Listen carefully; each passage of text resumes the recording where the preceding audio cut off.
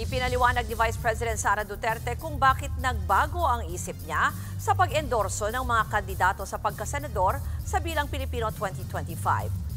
With ni VP Duterte, nagkakapareho raw kasi sila ng nais na magkaroon ng mas masagana at mas nagkakaisang Pilipinas. Matatanda ang naghayag ng suporta si VP Sara kina Senadora Amy Marcos at Congresswoman Camille Villar.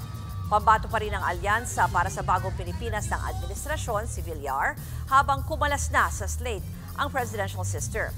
Bukod dito, ini-endorso rin ni Vice ang 10 senatorial candidates na tumatakbo naman sa ilalim ng PDP laban ng kanyang amang si dating Pangulong Rodrigo Duterte.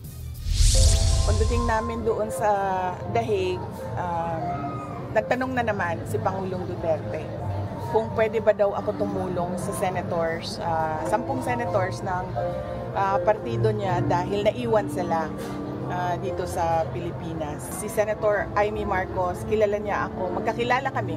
Si Camille naman ay matagal ko na rin siyang kilala.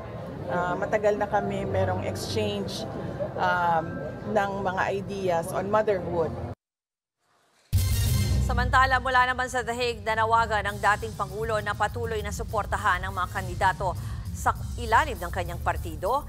Ipinadaan niya yan sa anak na si Congressman Paulo Duterte na bumisita sa Netherlands. Idinagdag niya rin daw sa listahan sina Ariel Querubin at Gringo Honasan. Samantala, sinabi naman ni Congressman Duterte na nasa maayos sa kalagayan ang ama. Pinapabot niya yung pasasalamat niya sa patuloy niyong suporta sa kanya at pinapaalam niya sa buong sambayan ng Pilipino na patuloy po raw suportahan ang PDP laban Duterte 10 senators. Okay naman siya. Mas bad boy tingnan. Mga kapatid, ako po si Ruth Cabal. Maging maalam at may pakialam sa mga may init at rumaratsadang balita sa Frontline Express. Para maging updated sa balitaan, mag-subscribe lang sa social media pages ng News 5.